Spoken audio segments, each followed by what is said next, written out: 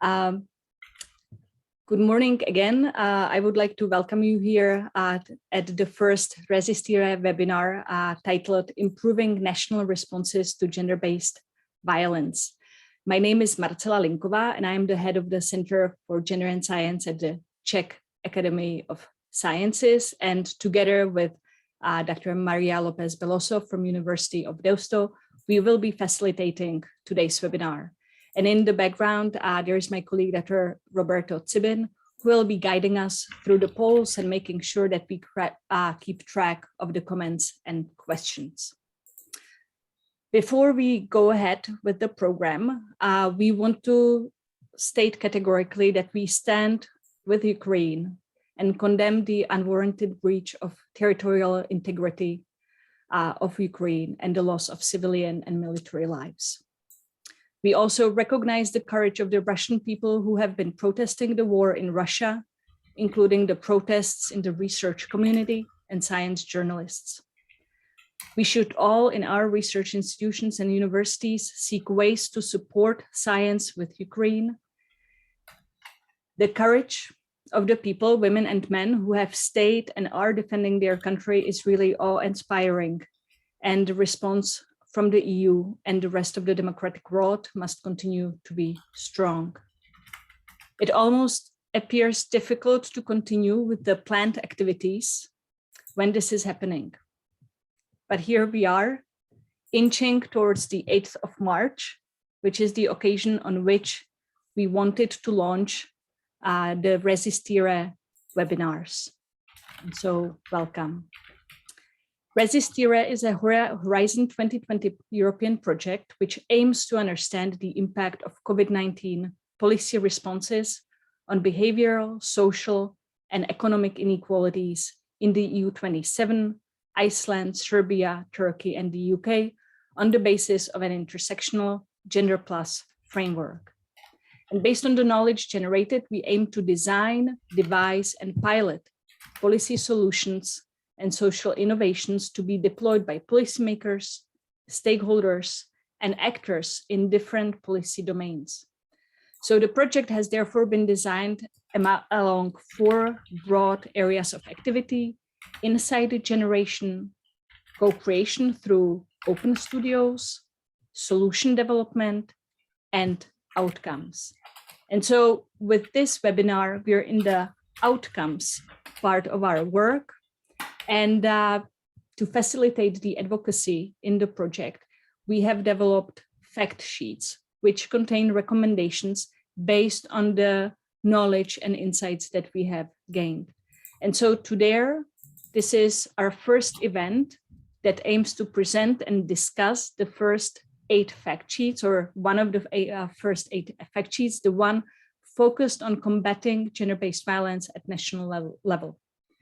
And in addition to introducing the findings and the recommendations, we also aim to present examples of emerging promising practices from civil society organizations, their good stories, and to get feedback from all of you, the participants, on the recommendations that we're putting forward, but also to the fact sheet as an instrument for policy advocacy and its usefulness at the national level. And the last aim that we have for the webinar is to hopefully serve to enlist civil society organizations to work with RESISTIRÉ, to work with our recommendations in their daily work. And so before we delve into the program, just a couple of housekeeping rules. We are all used to the fact that we should keep our mics off when we're not speaking. Please feel free to have your cameras on if you wish, but it's not necessary unless you're, of course, speaking. And now at the outset, I would like to ask all of us to switch on our cameras for a minute or two, because we would like, if you agree, to take a photo for not only our Twitter account, but also for our record keeping in the project. So if we can go ahead with the images now. Thank you very much. This is happening in the background.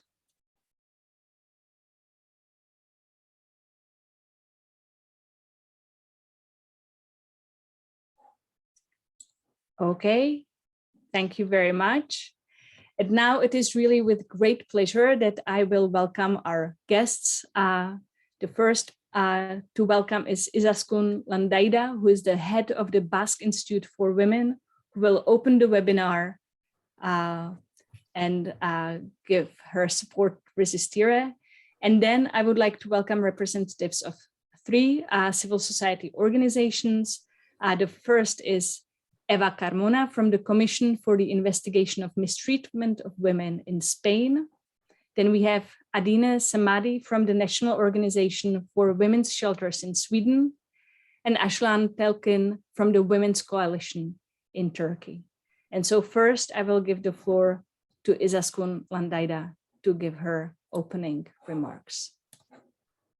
Good morning, dear participants. Welcome and thanks to all of you for joining this webinar of the RESISTIRÉ project, and thanks to the University of Deusto and the other partners too for this project and for giving us the opportunity to participate and present this webinar. It's a great honor for me as director of Emakunde, the Basque Institute for Women, to be here today.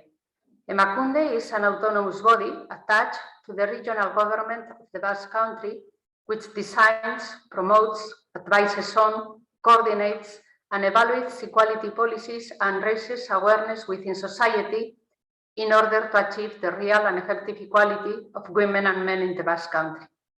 Emakunde is fully committed to contribute to the eradication of violence against women and girls, and prevention of violence against women and the coordination of care for women who suffer it are priorities in Emakunde, which works from the perspective of equality policies to combat violence resulting from inequality. In this context, the COVID-19 crisis has changed political and social agendas, and all public policies must be reoriented to respond to this. In this sense, it's essential to take the gender perspective into account to be as effective as possible, leaving no one behind. And today, Resistiré will present its main findings and give us the opportunity to discuss its recommendations on how to improve national response to gender-based violence with the different civil society stakeholders participating in this webinar. Congratulations for this project. I would like to end by wishing you a very productive webinar and thanking the members of the Resistiré project and all the other actors involved for your work and for giving us the opportunity to be here today. Thank you. Thank you very much, Izaskun, for your kind words, as well as for all the work that you're doing to combat violence against women and girls. Thank you very much for joining us. And so now I would like to give the floor to Maria to present the fact sheets and recommendations that we delivered in Resistiré. Maria, please. Okay, good morning, everyone. I'm going to share my screen now. Can you see my screen? Okay. So the aim of this short presentation is to summarize a little bit the findings of our first cycle around the domain of gender-based violence. You all have the information about the fact sheet. So I will just summarize a little bit the information that is within this fact sheet. First of all, I would like to start by providing some data and some of the data that we have gathered during this first cycle of Resistiré. And this data says that there has been an increase in calls to the hotlines and contacts with shelters in most of the countries that we have analyzed during our first cycle. There is also the difficulty that women have faced during lockdown to contact support services, especially when they were with the violent partner, and it was difficult for them to contact to those services without the knowledge of the violent partner. And also the situation has resulted in a re-traditionalization of gender roles and violence, and especially control and surveillance, right? As Marcela was saying, these data are emerging from the data gathering that we have conducted in 31 countries, the 27 European countries plus another 5 countries. So these are summarized data regarding all these data gathering that we conducted. Apart from gathering specific data in these different contexts and countries, it was important for us to gather also the stories of people who have been affected by violence during the pandemic, and especially during the lockdown. And we have brought here these stories from direct victims, but also from the experts that we have consulted. In this qualitative phase of the RESISTIRÉ project, we have gathered different narratives and stories for people who have been affected directly by different situations, and also conducted in-depth interviews with experts in different domains. And particularly here, we are summarizing the results of the interviews that we conducted with experts around violence against women. The experts and professionals that we consulted within the RESISTIRÉ activities underlined that the lockdown and the confinement measures increased the inequalities related to gender-based violence, and also made the tools to combat this phenomenon more difficult to access. They also highlighted the notion of home as a place of safety being problematized. Also, they pointed out that women by far have been the most disproportionately affected group in the context of gender-based violence, and this is not new. And even in countries where services related to gender-based violence were declared as essential, there were still obstacles to get access to these services. And finally, also the issue of the digital divide and digital literacy were reported to be vulnerable in the case of women.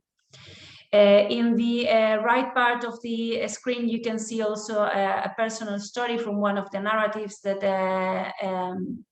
shows these problems that we have documented in this qualitative analysis. I'm not going to go through it, but you have the information both in the fact sheet and in the presentation.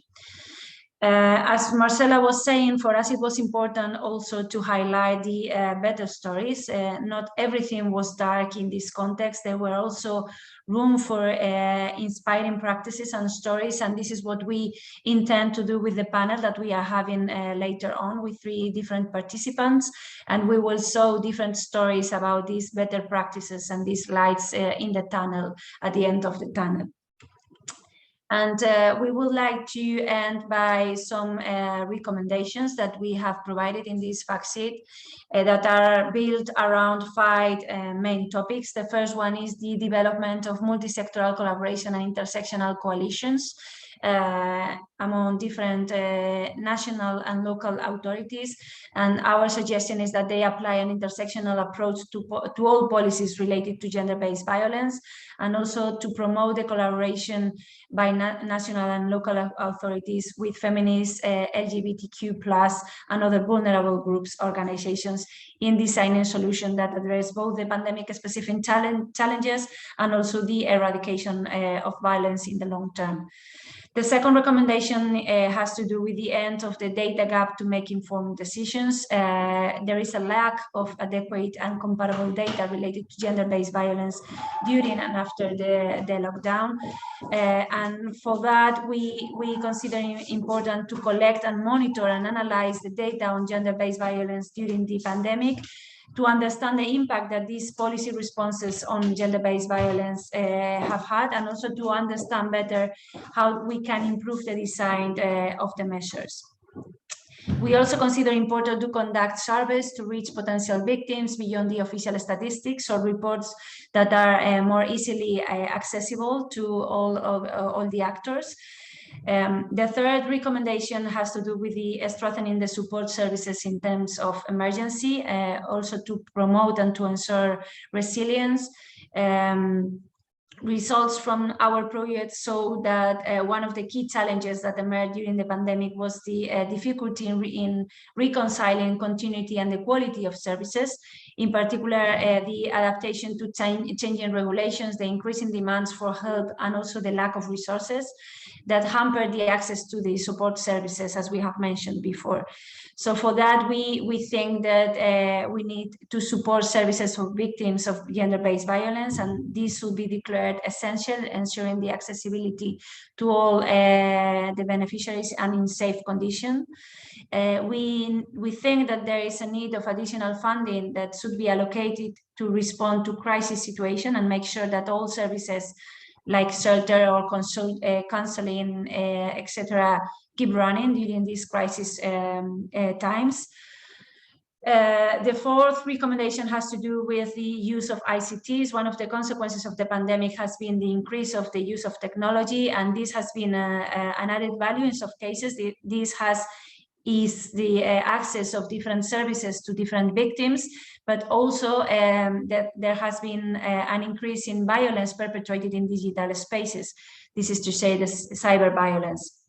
For that, we propose to continue promoting the use of ICTs as an additional tool in the prevention of gender-based violence and the support of women, but also to ensure the accessibility, safety, and anonymity when we use digital technologies, providing training to women on digital security, as well as social workers and organizations supporting women. And finally, to support research on specificities of digital forms of gender-based violence. And last but not least, our research has shown us the importance of the access to public spaces. The pandemic and related policies such as lockdown and curfew have changed the ways in which gender-based violence takes shape, and the access to public spaces has become really important. One example is the initiative of the Mascarilla 19, the Mask 19 initiative in Spain, to access to support in this context of lockdown and curfew. And for that, we suggest to analyze urbanism with a gender perspective, carrying safety improvements in public spaces, for example, removing black spots or problematic points in different places in the cities and locations, and also to launch initiatives that involve public spaces and essential shops in delivering information and protocols to address requests for help and redirect victims to the necessary services. So this is more or less the content of the fact sheet that we wanted to share with you. You all have the fact sheet because we have shared with you before. And now I will give the floor again to Marcela to chair the panel. Thank you very much, Maria, for the introduction. Indeed, the link to the fact sheet is there in the chat, so you can review it as we go. All the fact sheets are on our website, publicly available. So, of course, this is important for us to disseminate all the recommendations coming from the project. We have 3 polls planned as part of our today's program, and now I would like to go to the first one. I would like to ask Maria to launch it.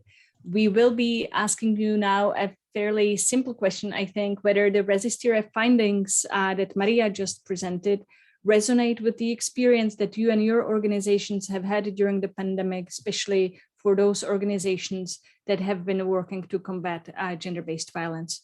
So let us please take a moment for the votes. I hope that the system is working for everyone. And if you could please go ahead and... It's very easy. You just have a code that you have to introduce in the website of Mentimeter, and then you will find the first question, which is the one that Marcela just mentioned. And the link to the poll is in the chat.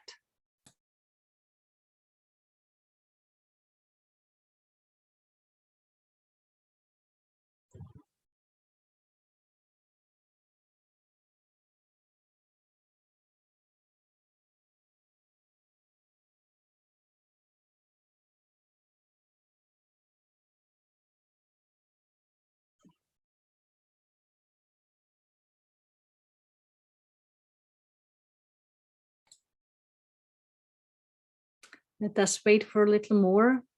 There are 58 participants, so hopefully we will receive a few more answers.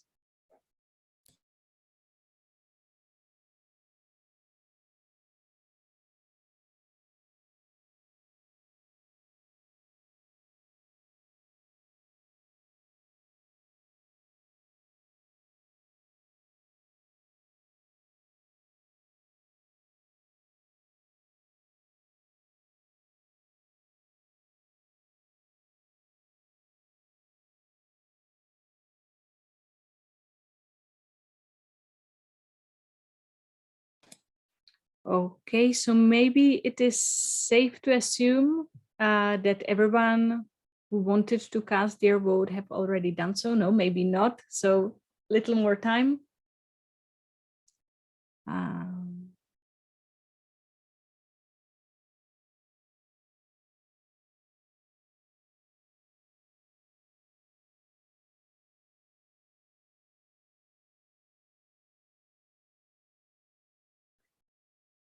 Okay, I think that maybe we can close the poll in 10 to 15 seconds. And Maria, if you wish to just very quickly comment. Yeah, sure. So the question was if the Resistiré findings resonate with the experience that you have at your organization during the pandemic. And the majority of the responses says that most of the findings resonate with the experience of your organization. 6 people said that the picture presented completely resonates with their experiences. And 2 people said that just some of the findings resonate with their experience. So of course, we understand that we didn't manage to capture everything during the pandemic because also our resources were limited, but at least most of the findings resonate with the experience of the CSOs that are participating today in the webinar. Great, thank you very much. And so we will now proceed with the program. And I think that we will have time to explore shortly some of the other experiences that you were making during the pandemic on your side. Perhaps you can contribute to the findings and recommendations that we have. Please use the chat function to ask questions to the presentations that we will be launching shortly with our representatives of the civil society organizations.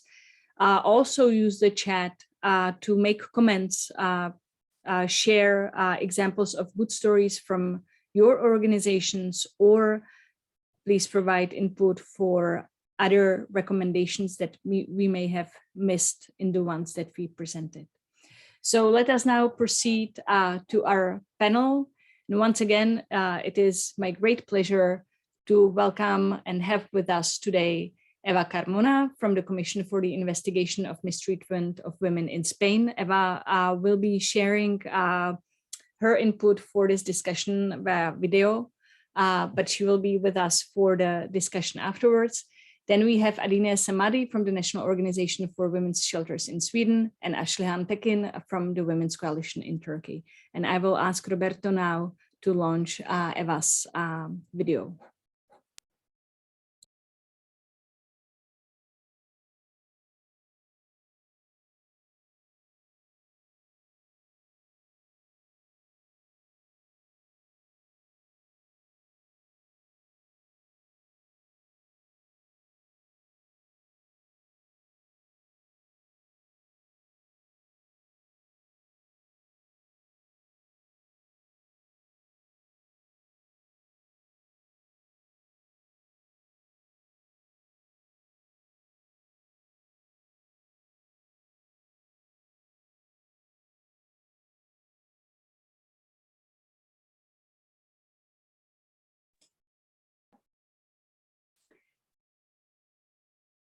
There seems to be a problem with the uploading, I think. Yeah.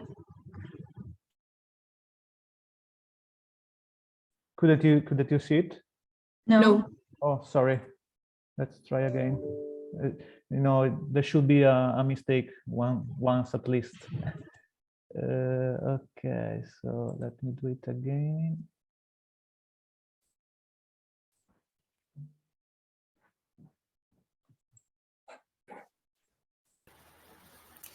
Good morning all. Thank you to the RESISTIRÉ team for taking us into account for this project. Really sorry I cannot be in person, but please email me if any question arise. Very quickly, the Commission for the Investigation of Mistreatment of Women has been fighting violence for a long time. We basically give assistance to women victims of violence within a relationship, but also to women in prostitution. Fortaleza, Strength attend women from all over the country through this free line, which is actually the first free line doing that in Spain. And from that first call, we offer social labor orientation, legal protection, psychological assistance, and also support for their children. Alternative works from an abolitionist perspective, providing support for women in prostitution and trying to give them alternatives to leave their situation if they decide to. When the pandemic arrived, we had to rethink all our structure, find ways to keep in contact with our users and inform even more about the resources available in a moment of extreme risk for them. We built a service continuity plan as fast as we could, providing with resources to work remotely to the team as we all went sent home. Some of our users in Fortaleza were confined with their abusers. For that reason, a lot of the calls we received during that time didn't come from them, but from the family, neighbors, friends, etc. But they still needed our direct support, and that was given by phone, chat, etc. Skype, well, any kind of system that were in place on that moment. We try to inform all the time and through all sort of means about the resources, not only ours, but all the resources that went in hand. Also through television, radio, journalists call us all the time, asking for advice for those women who were trapped with their abusers. The situation of women in prostitution was different, but was also very complicated. Being aware of that, the ministry requested our collaboration, not only our, but other organizations as well, to increase the availability of support, information, and safe accommodation for those women as well. Women in prostitution were hidden. They weren't in the streets anymore, even clubs and flats were closed, but they were still being exploded. Without a vaccine and hidden enough to make difficult for organizations like ours to reach them, their situation were extremely dangerous. The prices of their services decreased and their conditions get even worse. We knew that basic needs like food or nappies were desperately needed. For that reason, we launched a crowdfunding campaign that went very well, so at least we could cover the needs of a few women. As explained, they were double exposed to violence and also to an infection. For that reason, we coordinated vaccination in our own center in Madrid. But we couldn't stop there, obviously. We had to keep insisting that these women were suffering more than ever, that her vulnerability was now huge, and that the economic crisis caused by COVID with the economic crisis caused by COVID, more and more women would end in prostitution. For that reason, we present a statement to the ECOSOC explaining that the recovery plan wouldn't work if we leave women behind, especially those more vulnerable. More than ever, our abolitionist message was disseminated.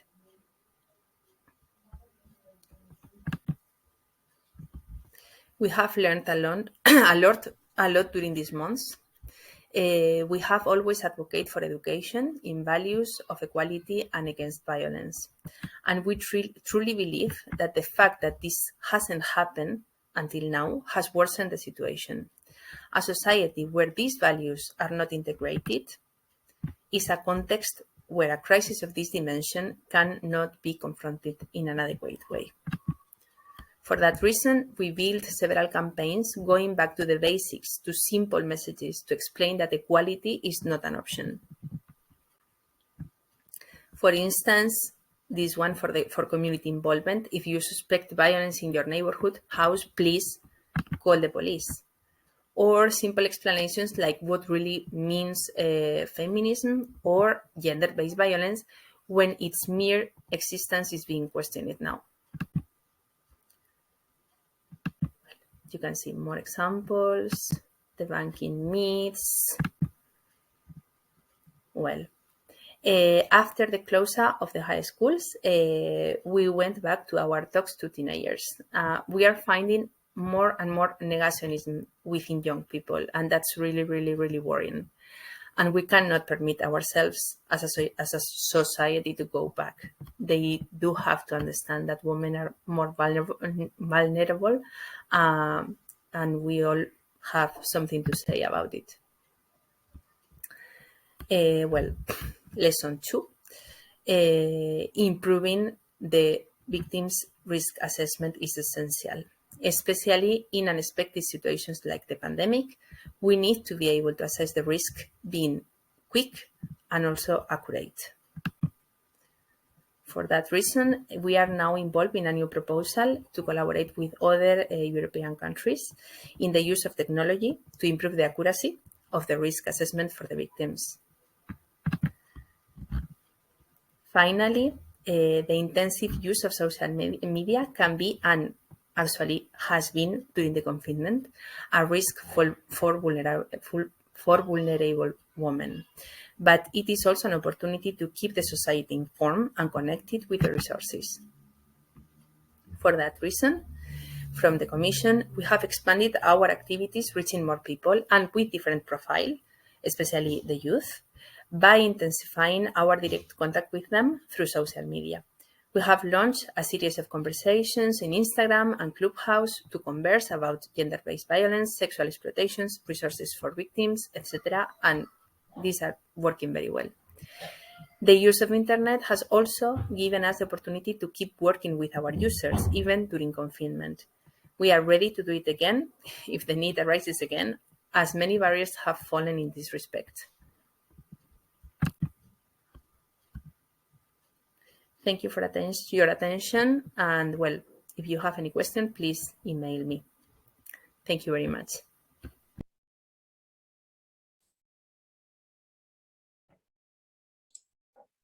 Okay, great. So this was the Commission for the Investigation of Mistreatment of Women and the presentation by Eva Camora. And we will now move to the National Organization for Women's Shelters and the presentation by Adina Samadi. Adina, please go ahead. Yes, thank you so much. I don't know if you hear me all right. It's fine. Yes. Thank you. So hello, everybody. My name is Adina Samadi, and I'm the Vice President of ROX, which is the National Organization for Women's Shelters and Young Women's Shelters in Sweden. And first of all, of course, we want to thank the RESISTIRÉ for inviting us to be in this important event and in the panel. And for Sweden, you could say that, first of all, as you already might know, that Sweden didn't implement the same type of restrictions and regulations as other countries in Europe and in the world. However, the government recommended people to, if you are able to go home and work from home and telework. So many people did. And so as every country in the world has seen, is when you are living closer with your perpetrator, it has become very quiet in the shelters, hotlines and visits and in the emails. So what we can say that we didn't actually know what was happening the first part of the pandemic. But what we knew is that it had the same type of signs as we see when it's during a holiday or close to a holiday, when you live closer with your perpetrator. So what we did was initiate some measures that we implemented. And first of all, we campaigned a lot. And as the previous speaker said, we just informed about violence and that what women might feel and going through at home. It's not always a good thing, and it can be violence, of course, and that they can always contact us. We also implemented a national chat where you could chat with women's shelters around Sweden, basically. And as I didn't mention before, but ROX has almost 100 shelters around Sweden. So you could always probably find a shelter that is close to you that you could chat with and so forth. We also actually launched 2 different applications that we have been very secretive with, and the reason behind this is that you could say that it's a secret application. So in the first part of the app, the app, when you download it, it seems like it's something else that it really is. So for example, one of the applications in the beginning, it's a meditation app that you can use to help for stress and so forth. But when you do a secret sign on the phone, you open the phone and it's a support application for women that are or risking abuse. So that was what we launched, but as you can figure out, we have been very secretive about it because we don't actually want the perpetrator to find out what types of apps it is, of course. But the main reason behind the applications was mostly that women could collect evidence of abuse because all the it was a long period where the court system and the police system was very slowed down. So your case wasn't your case may not be up for court or even at the police station until a couple of months after. So the 2 reasons for the application is, of course, to find support and know where you can find help. But the second one was definitely to help women collect evidence of abuse so they can use it in a case after, hopefully. We have also initiated a comprehensive survey on women's safety during and before the pandemic. So we have asked 15,000 women about their experience of abuse.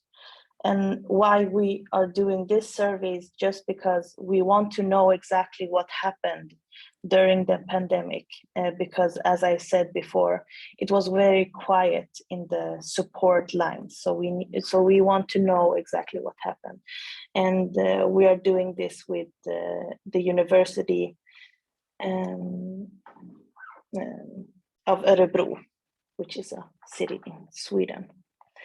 But what I can also say is that Sweden is also always described as the leader in the fight against gender-based violence. But what we are also seeing is a huge backlash against this. The what you can say the most scary part that we are seeing is the gender-neutral type of language and moving from the gender empowered knowledge around violence and starting to try to figure out again why this violence is a systematic violence against women.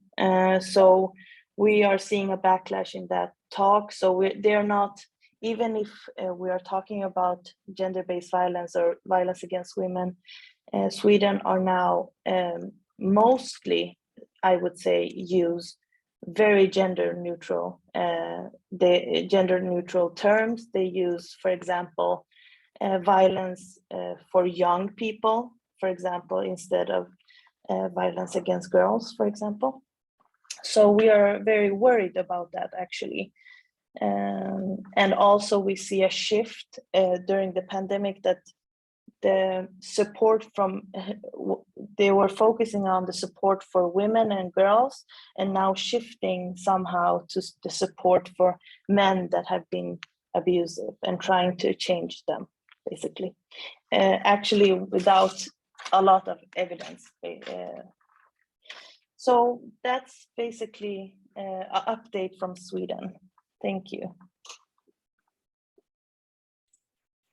Thank you very much. And I can see that we have a comment and question in the chat from Jagriti. So let's take that right away.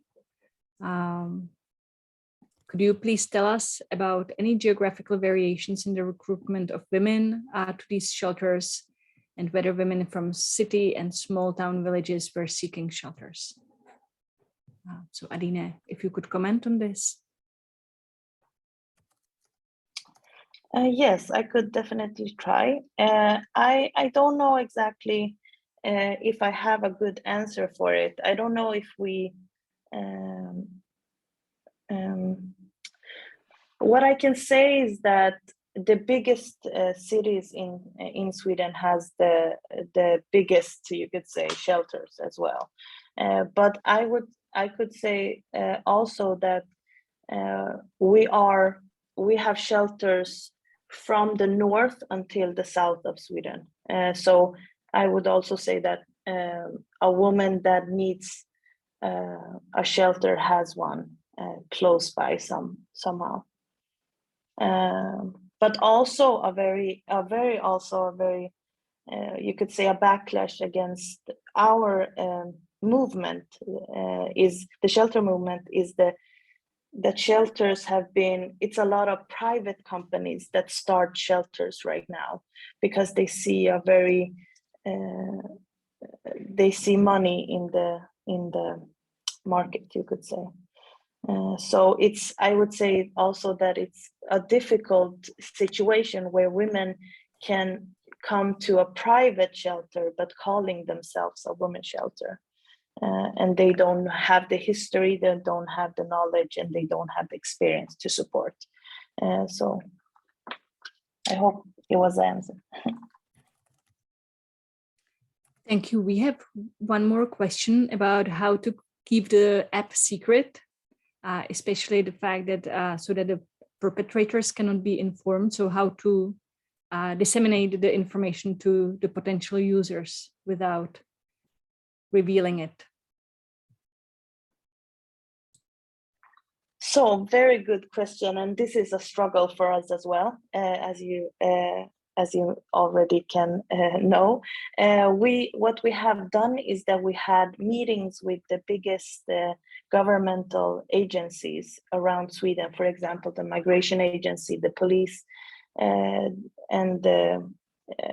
so forth. And we are trying to implement, or we have a dialogue with them, trying to implement systems where caseworkers, for example, or police recommend the application for when women are in the room.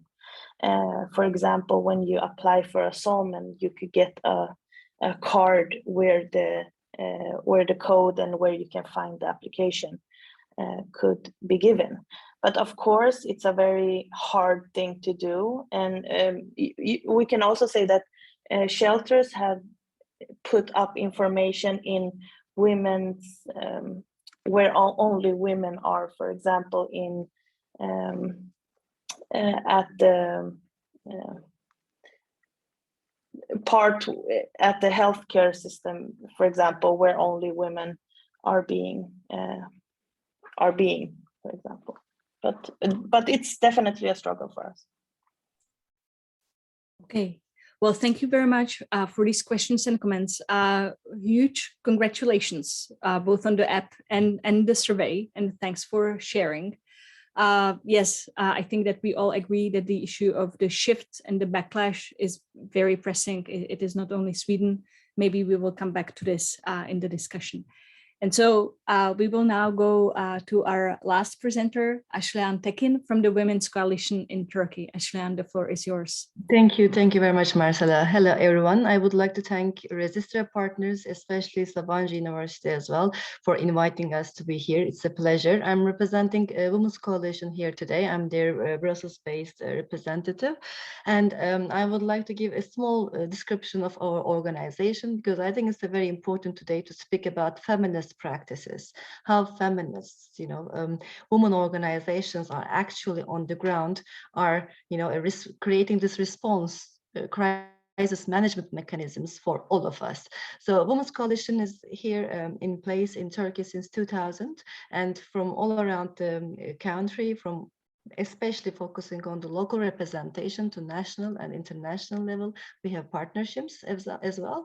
So we focus on feminist voices to be heard from all levels, and we try to bring everyone's concerns to our pool of information, and we try to deliver to everyone's needs, focusing on primarily participation, because in all from gender-based violence to all issues of women related, of gender equality related issues, it is very critical how far the subject of inequality, women, LGBTI plus community, refugee women, girls, who is participating to policy making. So it is very important to those who are subject to violence, who are subject to inequality, are part of the solution and policy making. So this is our concentration as a Women's Coalition in Turkey. And during pandemic has created this, how should I say, this very real and surreal circumstances for us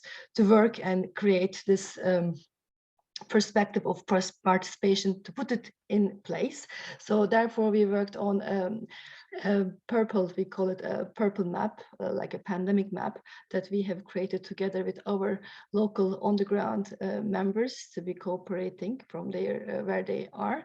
And we have targeted municipalities, because how local governance, how those actors, how municipalities, how small or the big ones, metropolitan ones, or the smallest branches of those, that women can have access to deliver, to receive the services they need during pandemic, became vital. So we wanted to concentrate on participation through monitoring those municipalities, those local governance structures, to understand how far they were able to respond to the needs of women on the ground. So it is in this perspective, our methodology was to put at the forefront the women, who are, or those civil society representatives from our network, to be at the forefront, to collect the data, to connect with the municipality, and to follow up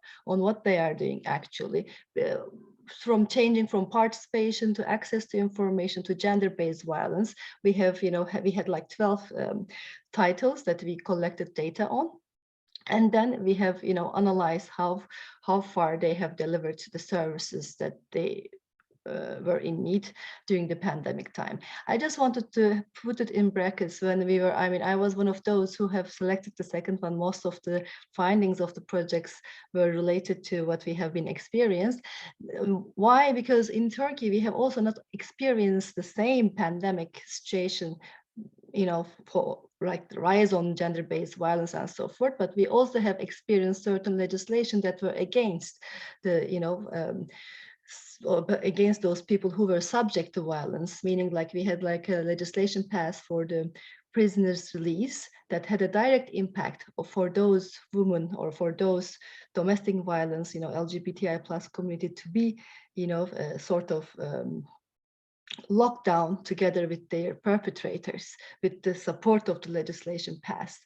So there was no real consultation process or access to civil society, working on gender-based violence during this period. We also, as you have known, I'm sure of, we have also withdrawn from the Istanbul Convention during this period. So this has created, butterfly effect on the, it doubled the impact of pandemic within our work, within our extensive work on gender-based violence, and I'm going to touch upon that afterwards. But from this purple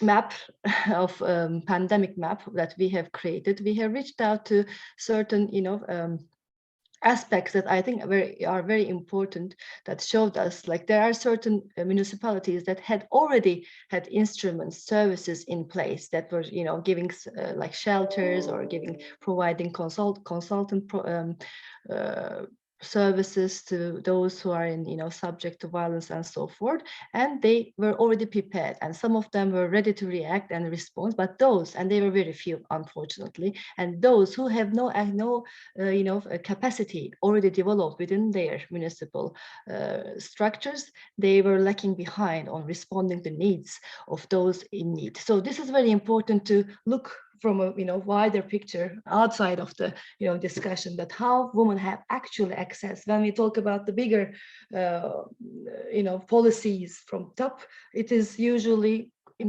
legislation is there, there are certain actions in place, but how at the very bottom, how women from their house during the pandemic could have access to those services was a very big issue, together with elderly women, together with LGBTI plus community, who have also been very much targeted during the gender-based, pandemic circumstances, with gender-based violence specific, how should I say it? We had started with Istanbul Convention. I'm going to continue on that. With this anti-gender discourse became more visible during pandemic as well, from home to from all, from the up until the top of the policy making level, unfortunately. So domestic violence has always been the top on the agenda, but the gathering data has always been the issue, as you have rightly mentioned. You have also mentioned the importance of digitalization, how it has actually provided also for our research to have access to information, because not all of our feminist, researchers for this project had direct access to municipalities, resources, but they have followed their social media accounts, they have followed their web pages, how they were responsive, how women had access, how communities had access to when they were in need, when they were experiencing gender-based violence. So it created the basis of this mapping.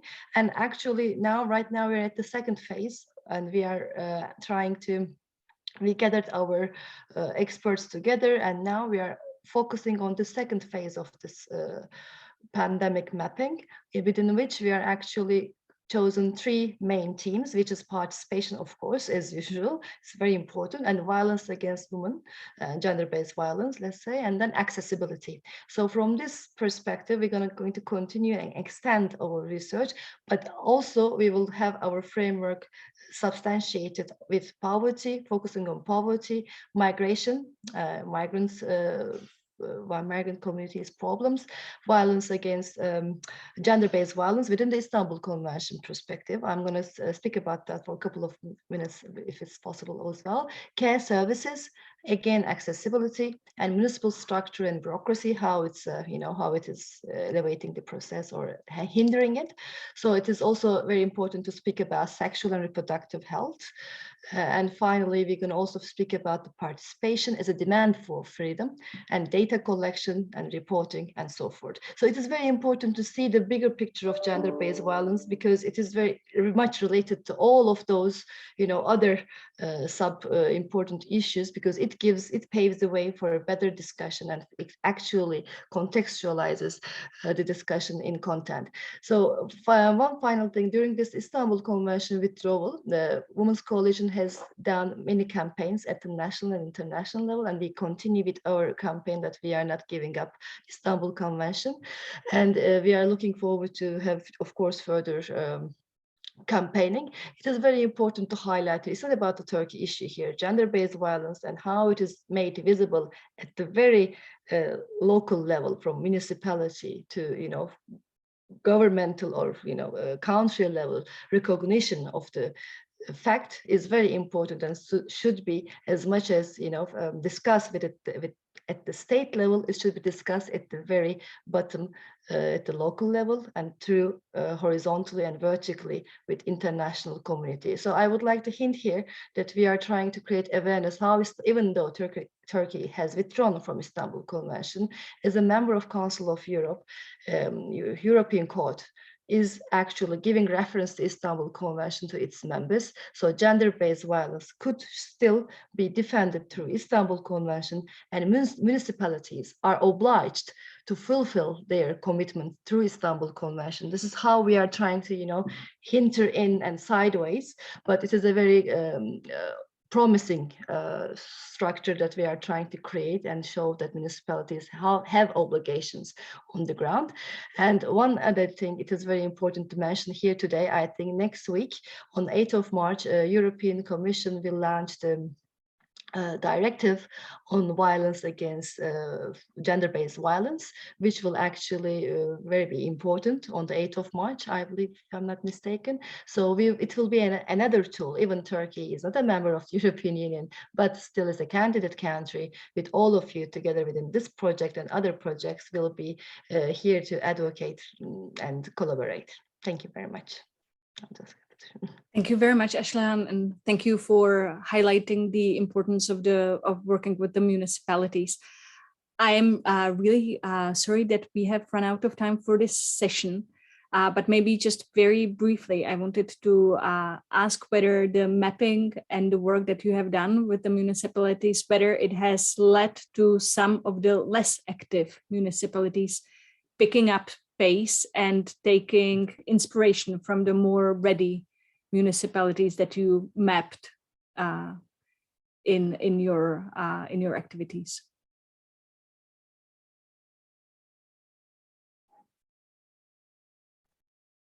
Sorry, can you? I just lost you. Sorry. If some of the less active municipalities, whether they took inspiration from the mapping, whether the mapping actually contributed to changing. Exactly. I mean, this is the thing. I mean, the connection, the more important thing here is like the connecting. You know, once you monitor, you become real.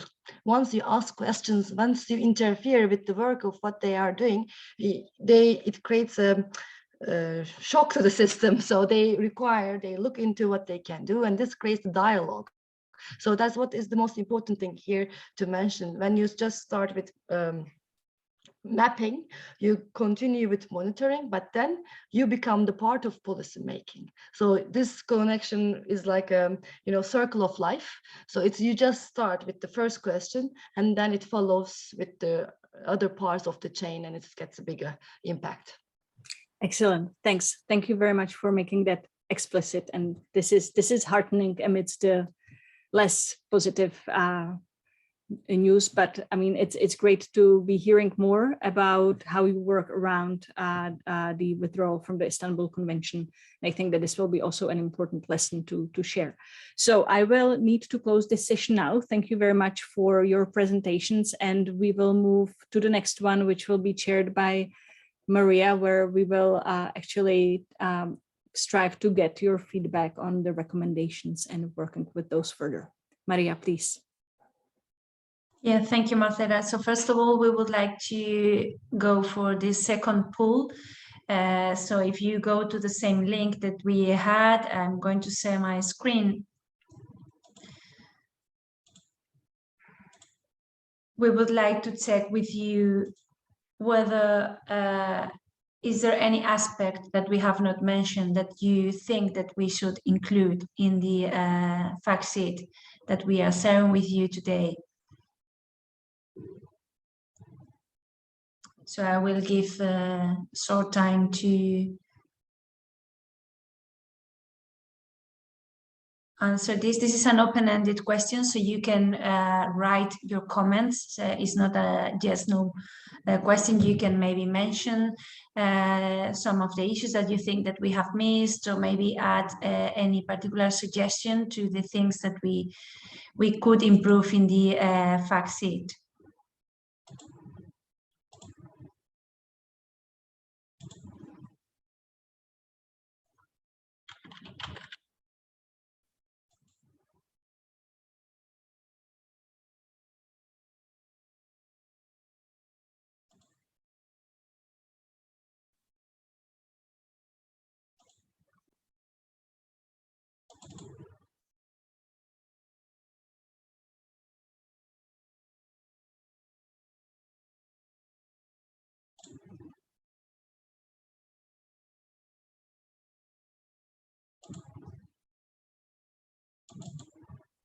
In the meantime that people is voting, we have also discussion on the chat about gender-based violence on the digital. Marike asked if other people found an increase in revenge porn, so maybe you can use this for a discussion later. Yeah, I think that this is also something that is arising in the pool because we have also digital gender-based violence. Definitely.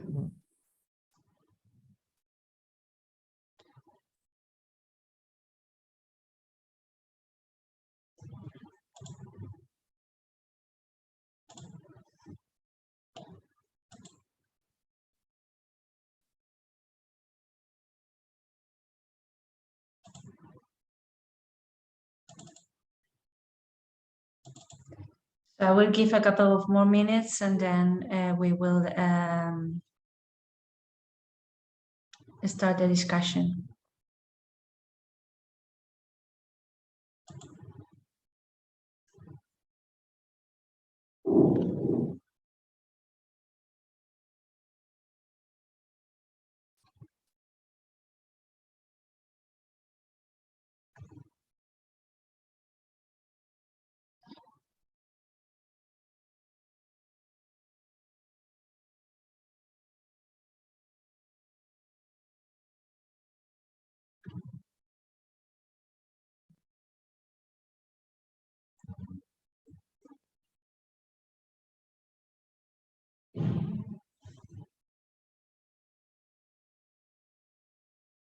So according to the feedback that we have in the polls, some people say that there is no issue that they are missing from the fact sheet.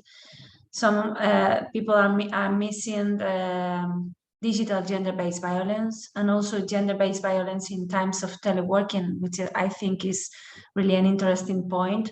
How these new forms of working in context of lockdown and pandemic also have brought us some other forms of violence against women. The problem of extreme poverty overshadowing the increasing rate of violence. If I understand correctly, I assume that you are saying that maybe we should highlight how other problems like extreme poverty are overshadowing the magnitude and the dimension of gender-based violence, maybe in the data section of the fact sheet. So if anyone who is willing to maybe elaborate more on this, please just unmute themselves and can participate. Digitalization created further inequality as well as deepened gender equality. Online gender-based violence becomes more visible.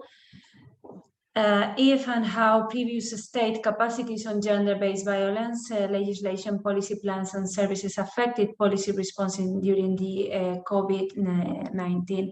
This is also an interesting point because, of course, there is a big role played by the context in each of the countries that we have analyzed. But of course, when we were drafting the fact sheets, we had to deliver a document that is accessible and also easy to deal with, and maybe adding too much information on the content, having in mind that we have analyzed different contexts, was not very easy for us then to bring all this information into the fact sheet. So I don't know if I am missing something. Is there anything that you think that we could do to improve the fact sheet? Any particular aspect that you think that we could undertake to improve these fact sheets?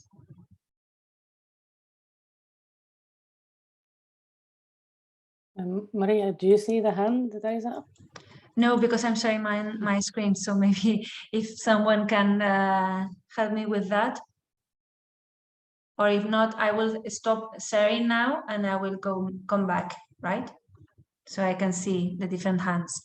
So I see Agatha. Yes, thank you very much, Maria, for inviting European Institute for Gender Equality to your consultation meeting. It's a great pleasure for me to be here and to share our reflections. I would also like to thank wonderful speakers for their incredibly interesting presentation. I'm so happy to see so many familiar faces among the speakers. And as to your questions regarding our feedback, I am very grateful that speakers noted the necessity of updating risk assessment procedures during times of crisis. This is incredibly important, as well as the need to sometimes it's necessary to reach out for more creative measures to actually get in touch with victims. And I think that these new solutions, as mentioned by Adina, are incredibly helpful. As for the research that was conducted by EIGE in 2022, we have conducted an initial mapping in 2022 during the first wave of pandemics. And I'm happy to inform you that your policy recommendations are very well in line with our policy recommendations. However, as for aspects that I think that could be mentioned and maybe could be developed in your fact sheet, the one that I'm missing is actually the crisis preparedness plan, which should be gender sensitive. Our research indicated clearly that actually this is the biggest gap that EU member states have when it comes to addressing these unforeseen circumstances. When COVID-19 crisis started, unfortunately, none of the EU member states had a gender-sensitive crisis preparedness strategy in place. Then the contingency plans that were developed in Spain or France, or the other one was also developed in Ireland, they were all reactive responses, meaning that they were developed and they were adopted after the pandemic was already happening. As for other aspects that I think that could be more pronounced is the need for effective implementation of emergency protection orders. I understand that, of course, providing a sufficient amount of shelter spaces or beds is incredibly important, but we should also follow the rules and provisions that are provided by the Istanbul Convention, which are very clear that apart from the shelters, we also need protection orders, meaning that victims should not leave their homes, but should have legal options to stay at their place. It is the perpetrator that should live in this kind of situations. And just to maybe close, We should also notice another aspect of the COVID-19 crisis. These uncertainty, these emotional stress also took a toll on service provider staff who needed to respond to an increased amount of reports.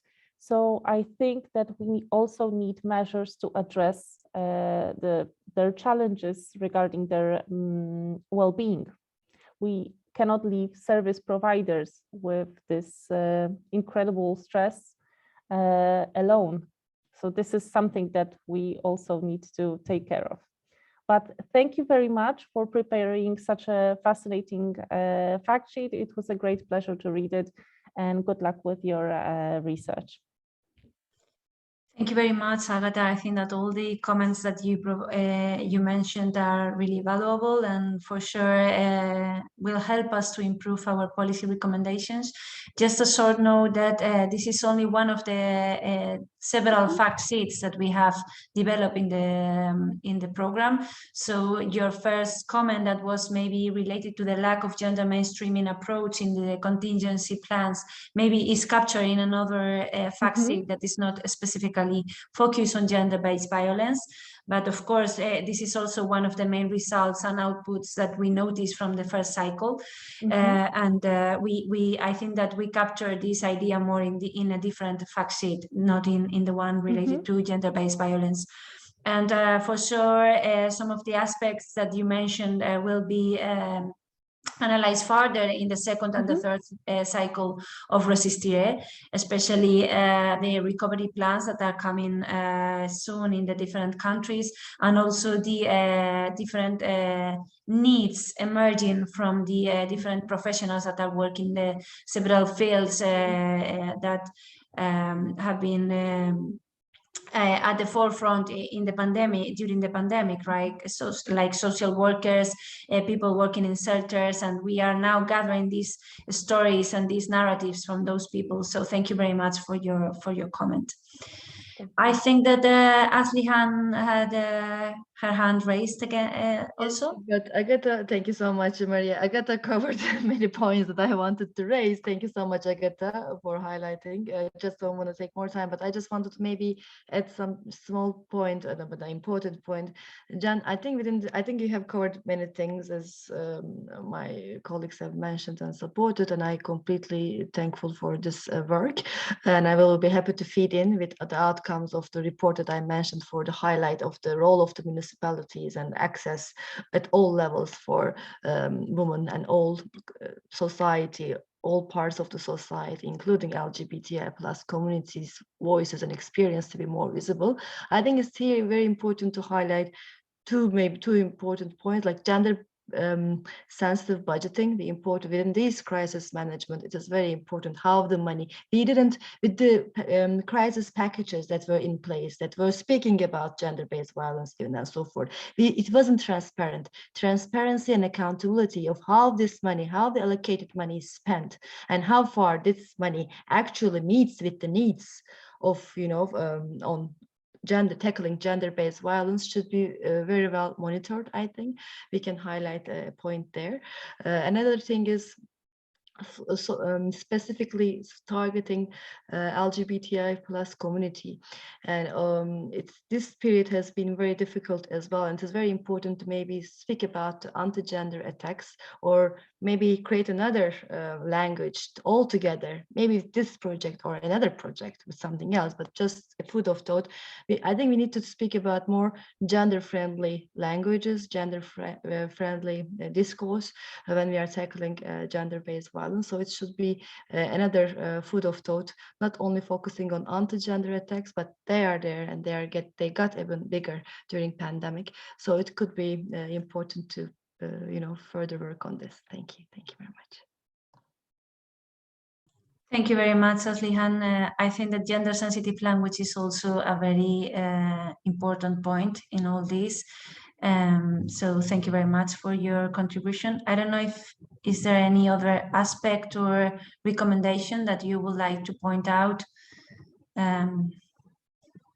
Maybe I'm missing something in the chat because I'm trying to cover all the aspects, the screen, the polls, and the chat. But I don't know if any other tips or recommendation needs to be added to the already mentioned issues. I see Marije nodding. I don't know if you, Marije, wants to add anything? No? Yeah, Adine. So thank you. I wanted to very shortly talk about fundings because I saw in the fact sheet that it was mentioned that Sweden had a special funding for women's shelters, and that's correct. I think it was closely to 10 million euros or something that was given out to specifically women's organizations and shelters around Sweden. The problem with that funding and was that it was very short term. So they said, for example, they said that you can use this money from, I think it was April until December.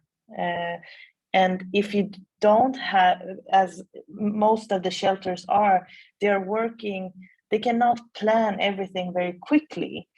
So if they wanted to recruit somebody to help them with the support for women, they couldn't because it would take time and they would not be able to use the money. So it was a very short period of time. It was a lot of money. And I can say that we sent back a lot of the money that we received just because we didn't plan for it as we might have wanted to, because we received the decision and the information very quickly after, quickly before the application started, and also we couldn't use it for a long time. So I would say a long-term funding, of course, during also the pandemic. Yeah, thank you, Adine. I think that your point was connected with Ashley Hand's point on gender budgeting and also, of course, sustainability of all the initiatives that have been in place during the lockdown and during the pandemic. So for sure, they are all important. There are a few comments in the chat. Marije was saying that we cannot forget the possible increasing of honor-based violence, like forced marriage in the pandemic. And of course, from an intersectional or gender plus approach, this is a very relevant point. And also Agatha was adding that maybe law enforcement officers need to be more proactive, and she provides us with the example of Ireland.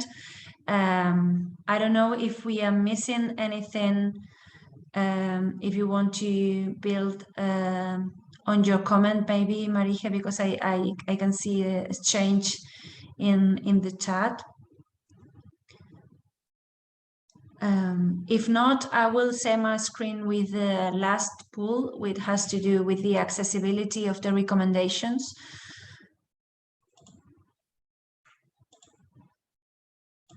So again, we are asking you if the recommendations were to be used at the national level, how important will it be to have them in your national language or in different languages, not only in the national majority spoken languages, but for example, in the case of the Basque Country here in Spain, having them in Basque or in Catalan, or I guess that in many countries there are several languages that are minority languages that can be also relevant in order to provide access to these recommendations to different civil society organizations. So I will leave a short time to answer this question.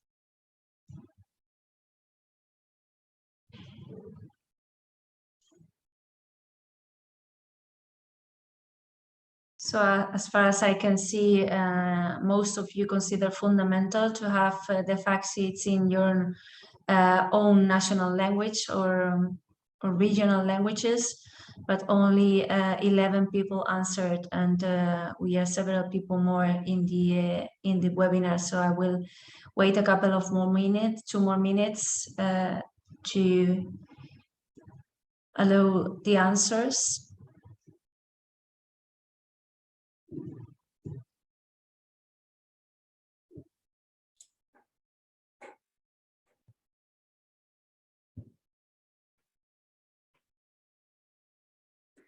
Maybe in the meantime, if I can come in, if any of you, and particularly our speakers, if you have any recommendations on how we could improve the fact sheets to make them more suited to working with them at the national level, we welcome these recommendations as well, because we're really trying to see how to, for the second and third cycle in RESISTIRÉ, how to improve the work that we're delivering to make it really useful to all the different stakeholders, and particularly the civil society organizations that are also one of our key target audiences. So you can do it now in the chat, or you can speak up in, we have a couple more minutes to go.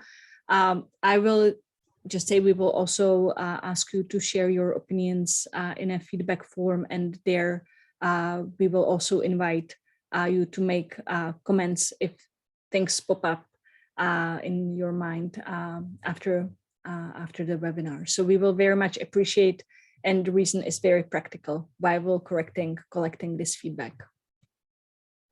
Yeah, maybe up to now we have been focusing on the content of the fact sheet. If we were missing something, but also Marcela, I think, is mentioning if in the format or in the layout of the fact sheet, in the way that we have gathered all the information, if we could improve the layout and the format and the accessibility of the fact sheet somehow.